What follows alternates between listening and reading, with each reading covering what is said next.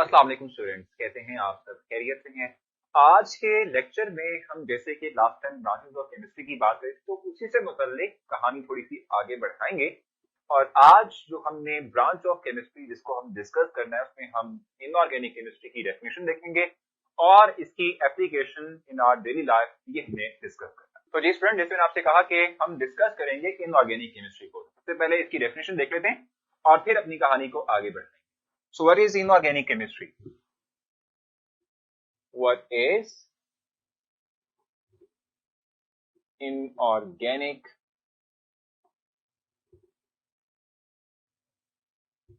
chemistry? क्या है जी inorganic chemistry? सबसे पहले तो इसकी डेफिनेशन हमें लिखनी है कि इनऑर्गेनिक केमिस्ट्री किस चीज का नाम है, हमें पता होना चाहिए डेफिनेशन। के बाद फिर हम आगे चलेंगे, उसको एक्सप्लेन करते हुए एप्लीकेशन की तरफ को मूव कर जाएंगे। तो हम कहते हैं the branch of chemistry, branch of chemistry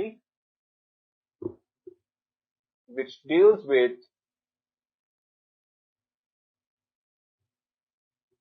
the study of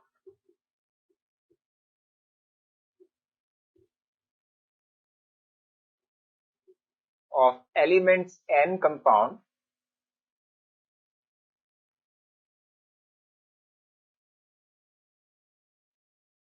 other than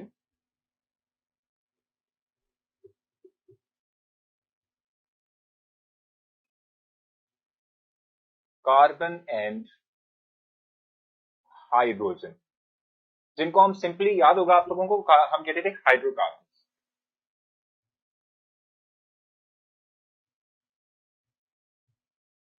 या एंड देयर डेरिवेटिव्स।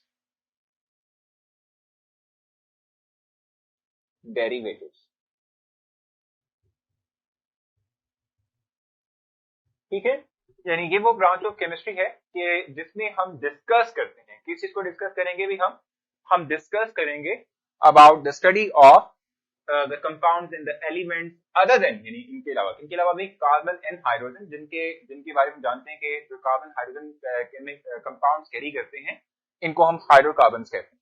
ठीक हो गया।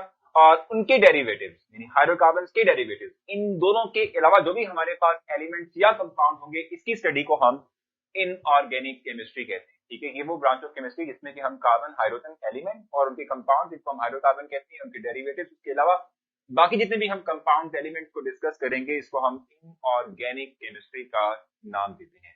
अब ये इनऑर्गेनिक केमिस्ट्री हमारी डेली लाइफ में कहां पर इस्तेमाल हो रही है हमें पता होना चाहिए। तो हम नॉर्मली इसका इस्तेमाल करते हैं ग्लास मैन्युफैक्चरिंग, यानी एप्लीकेशन की हम इस वक्त बात कर रहे हैं, एप्लीकेशंस। तो जनाब जहां तक एप्लीकेशन की बात है, हम देखते हैं कि गिलास इंडस्ट्री है। अगर इसकी बात करें, ग्लास इंडस्ट्री है। इस तरीके से हमारे पास सीमेंट इंडस्ट्री है।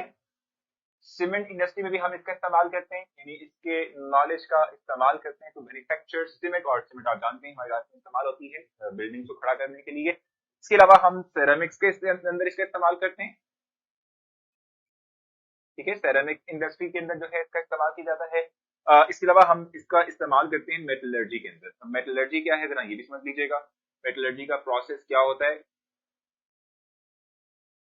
देखिए, जहां तक बात है मेटलर्जी की, तो ये एक ऐसा प्रोसेस है जिसमें कि हम जो है मेटल को एक्सट्रैक्ट करते हैं, मेटल को हासिल करते हैं फ्रॉम इट्स सोर्स। जैसे लाइक सोडियम क्लोराइड की बात करते हैं, ये सॉल्ट है, बाय नेचर मौजूद है। अब इस सॉल्ट में से सोडियम मेटल को एक्सट्रैक्ट करना, सेपरेट आउट करना, इसे हम मेटलर्जिकल प्रोसेस। ठीक हो गया।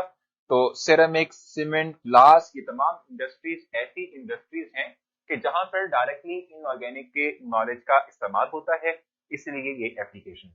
तो होपफुली आपने इनऑर्गेनिक की डेफिनेशन अच्छे से समझ ली है और उम्मीद करता हूं कि आपको याद भी होगी। प्रॉब्लम हुई तो आप मुझसे डिस्कस कर सकते हैं। बाकी अपना ख्याल रखें, नेक्स्ट से मुलाकात होगी, तब तक के लिए अल्लाह हाफ़िज़।